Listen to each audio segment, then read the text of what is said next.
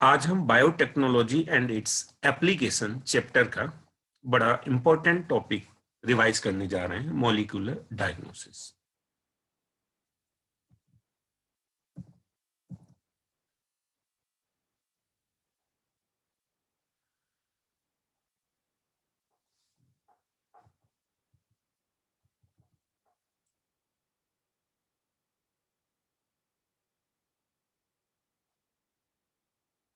अगर हम conventional diagnosis की बात करें तो हम जानते हैं उसमें हम ब्लड की डायग्नोसिस कर सकते हैं, ब्लड की मदद से, यूरिन की मदद से या टिश्यूज की मदद से, बायोप्सी।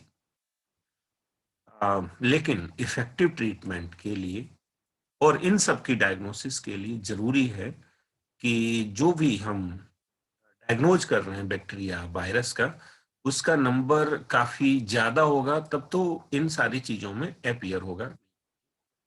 और इफेक्टिव ट्रीटमेंट के लिए, ट्रीटमेंट सही साबित हो, इफेक्टिव साबित हो, उसके लिए दरअसल जरूरत होती है कि वो पैथोजन हमारी बॉडी में, कॉजिंग ऑर्गेनिज्म हमारी बॉडी में अर्ली डायग्नोज हो जाए, है ना। अ, तो इसी के लिए, अर्ली डायग्नोसिस के लिए हम इस्तेमाल करते हैं, यूज करते हैं मॉलिक्यूलर डायग्नोसिस का। यहाँ हम तीन प्रोसेसेस को देख रहे हैं, तीन टेक्निक्स को देख रहे हैं। एक तो रिकॉम्बिनेंट डीएनए टेक्नोलॉजी, दूसरा पीसीआर और तीसरा है ELISA. PCR means polymerase chain reaction, वो हम पहले भी देख चुके हैं। और ये एलिसा एंजाइम लिंक्ड इम्यूनोसॉर्बेंट ऐसे। एक क्वेश्चन सिर्फ इनकी फुल फॉर्म वाला आ जाता है, पीसीआर की फुल फॉर्म लिखो, एलिसा की फुल फॉर्म लिखो, तो एक क्वेश्चन तो यहीं से बनता है। तो अभी हम देखेंगे रिकॉम्बिनेंट डीएनए टेक्नोलॉजी का इस्तेमाल डायग्नोसिस में कैसे होने वाला है। ठीक है। तो बेसिकली ये यूज होता है प्रोब से। एक लाइन में आप कह सकते हो प्रोब से। प्रोब, प्रोब भी पढ़ चुके हो। प्रोब होता क्या है?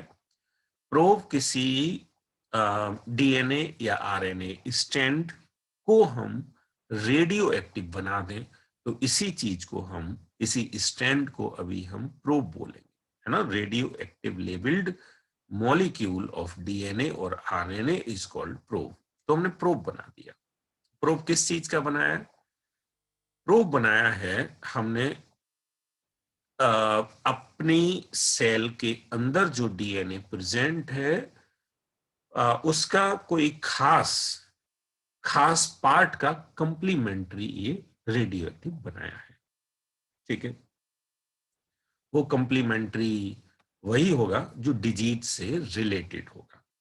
ठीक है। अभी मान लो हमारी बॉडी में म्यूटेशन हो चुका है, और म्यूटेशन हो चुका है तो हमारी बॉडी का जो नॉर्मल जीन है, नॉर्मल जीन वो तो चेंज हो गया, और हमने जो प्रोब बनाया है वो नॉर्मल जीन का बनाया है। और हमारी बॉडी में तो चेंज हो गया कुछ, उसका नाइट्रोजनस बेस वगैरह, और नाइट्रोजनस बेस चेंज हो गया तो हमारा कंप्लीमेंट्री उस डीएनए से ही नहीं करेगा, और अटैच नहीं करेगा अगर, अब देखो सेल को हम डिवाइड होने देते हैं, सेल डिवाइड होगी, सेल क्लोन बनाएगी, तो क्या है? तो है ये, अगर ये हमारा डीएनए इसमें इंटीग्रेट हो जाता, वो तभी होता जब कंप्लीमेंट। तो फिर डिवीजन के बाद किसी ना किसी सेल में वो रेडियो एक्टिविटी दिखाई देती है ना। सेल दर सेल वो रेडियो एक्टिविटी दिखाई देती। सेमी कंजर्वेटिव रेप्लिकेशन जानते हो।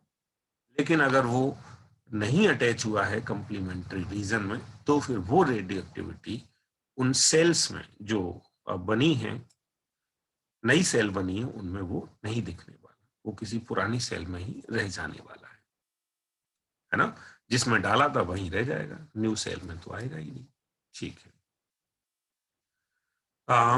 सो अब हम सेल्स को डिटेक्ट करते हैं फोटोग्राफिक फिल्म की मदद से। फोटोग्राफिक फिल्म को हमने एक्सपोज कर दिया, और अगर रेडियो एक्टिविटी होगी तो फोटोग्राफिक फिल्म डिकम्पोज हो जाएगी, है ना। उस पर और फिर हमें वहां वो इमेज दिखाई देगी अगर रेडियो एक्टिविटी सेल में मौजूद होगी तो इस तरह से हम ऑटो रेडियोग्राफी की मदद से डिटेक्ट कर सकते हैं रेडियो एक्टिविटी को। ठीक है, तो the clone having the mutated gene will hence not appear on photographic film because the probe will not have complementarity with the mutated gene। ये एनसीईआरटी में लिखा है। बल्कि एनसीईआरटी में ये लिखा है, ए सिंगल स्टैंडर्ड डीएनए और RNA tagged with a radioactive molecule is allowed to hybridize to its complementary DNA in a clone of cells followed by detection using autoradiography। The clone having the mutated gene will hence not appear on the photographic film because the probe will not have complementarity with the mutated gene। अभी दूसरा जो हम देखने वाले हैं वो है PCR. PCR means polymerase chain reaction. तो पॉलीमरेज चेन रिएक्शन में सिंपल सा है, हम सेल से हम जानते ही हैं इसमें हम किसी डीएनए को मल्टीप्लाई कर देते, एम्पलीफाई कर देते। हाँ, एक डीएनए लो, उसके बिलियंस ऑफ डीएनए बना दो, इसी चीज को बोलते हैं एम्पलीफिकेशन। मान लो हमारी बॉडी में अगर एक वायरस भी है, 10-20 वायरस, तो हम ब्लड को चेक करके तो नहीं जान सकते, लेकिन हम ऐसा करें कि सबसे पहले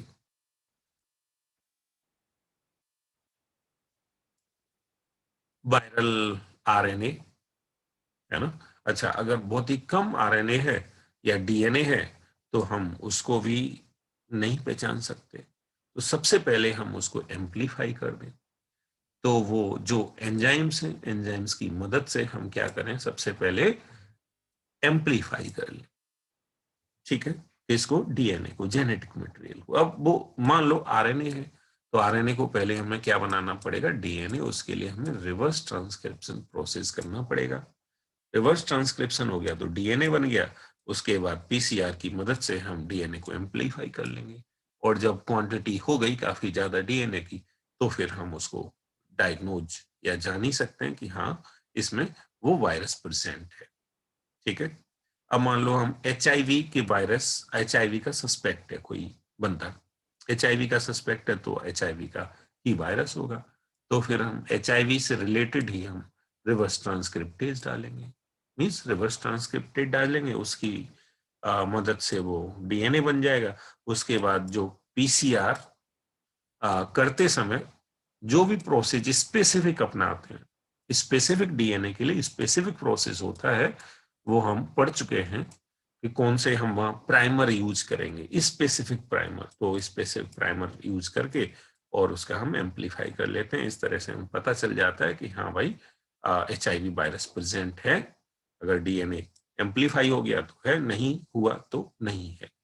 ऐसे ही हम, अगर हमारी बॉडी में कैंसर का जीन मौजूद है, कैंसर का जीन मौजूद है, तो भी हम उसे पीसीआर से फाइंड आउट कर सकते हैं।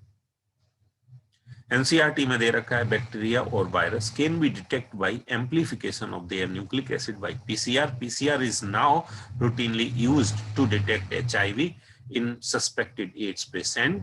It is being used to detect mutations in genes in suspected cancer patients too. It is a powerful technique to identify many other genetic disorders। अब हम एलिसा की बात करेंगे। एलिसा, एलिसा की फुल फॉर्म पहले से ही जानते हैं, एंजाइम लिंक्ड इम्यूनोसॉर्बेंट ऐसे। और इसके दो टाइप, मींस इससे हम जो एनालिसिस करते हैं वो क्वांटिटेटिव एनालिसिस भी हो सकती है और क्वालिटेटिव एनालिसिस भी हो सकती है। मींस क्वांटिटेटिव का मतलब क्या हुआ कि कितनी क्वांटिटी है ना, कितनी क्वांटिटी है, कितनी कंसंट्रेशन है हमारी बॉडी में, जिस चीज को हम फाइंड आउट करना। फॉर एग्जाम्पल, एंटीजन और एंटीबॉडी। हमारी बॉडी में एंटीजन कितना है, हमारी बॉडी में एंटीबॉडी। या क्वालिटेटिव, बस ये पता लगाना कि कौन सा एंटीजन है, कौन सा एंटीबॉडी है, ये पता लगाना, ये हो गया qualitative. So type of antibody antigen, it is qualitative, and quantity or concentration of antigen antibody is called quantitative. Types की बात करें तो एक होता है डायरेक्ट एलिसा, एक होता है इनडायरेक्ट एलिसा और एक होता है सैंडविच एलिसा। तो अभी तो हम वैसे सिंपली देखने वाले हैं डायरेक्ट एलिसा। तो सबसे पहले तो हम रिक्वायरमेंट्स को देख लेते हैं कि हमें किस किस की जरूरत पड़ती है जब लैब में ये एलिसा करते हैं। तो सबसे पहले तो हमें वही चाहिए सैंपल या जिस कंपाउंड को डिटेक्ट करना है, एंटीजन, एंटीबॉडी। हमें प्राइमरी एंटीबॉडी की जरूरत होगी, हमें कलरलेस सबस्ट्रेट की जरूरत होगी, है ना। साथ ही साथ वो प्राइमरी एंटीबॉडी के साथ साथ हमें एंजाइम लिंक्ड सेकेंडरी एंटीबॉडी की भी जरूरत। ठीक है, अभी हम देखेंगे डिटेल में। बाकी हमें माइक्रो टाइटर प्लेट की भी जरूरत होगी जिसके कि वेल्स पॉलीस्टाइरीन से कोटेड हो। ठीक है, और कलरीमीटर की भी जरूरत पड़ सकती है कलर को फाइंड आउट करने के लिए। अब वो प्रोसेस हम प्रोसीड करते हैं। तो हमने सबसे पहले ब्लड सैंपल ले लिया, मीन सैंपल ले लिया, सैंपल में एंटीजन प्रेजेंट होंगे ही। अभी हमें एंटीजन को ही डिटेक्ट करना है। तो अभी हमें जरूरत है एंटीबॉडी। एंटीबॉडी हमने एंजाइम से लिंक कर ली। तो ये जो एंजाइम से लिंक्ड एंटीबॉडी है इसको हम बोल रहे हैं HRP लेबल्ड एंटीबॉडी। क्या बोल रहे हैं? HRP labelled antibody. HR की फुल फॉर्म होगी HRP की हॉर्स रेडिस पर ऑक्सीडेज लेबल्ड एंटीबॉडी। तो हमने इस एंटीबॉडी को डाल दिया, इसको भी ले आए तो जरूर, क्योंकि ये इस एंटीजन से स्पेसिफिक एंटीबॉडी है तो फिर ये एंटीजन से अटैच हो जाएगी। और अब हम इसमें डालेंगे क्रोमोजेनिक सबस्ट्रेट। क्रोमोजेनिक सबस्ट्रेट वो होता है जो है तो अभी कलरलेस, है ना, लेकिन किसी केमिकल की वजह से ये अपना कलर चेंज कर सकता है। तो इसको क्रोमोजेनिक सबस्ट्रेट बोलो या TMB सबस्ट्रेट भी बोलते हैं। तो अगर इसके यहां ये कॉम्प्लेक्स प्रेजेंट है, कॉम्प्लेक्स कौन सा है? एक तो एंटीबॉडी एंजाइम से लिंक्ड प्लस एंटीजन बाइंड हो गया है, तब ये क्रोमोजेनिक सबस्ट्रेट कलर प्रोड्यूस करेगा।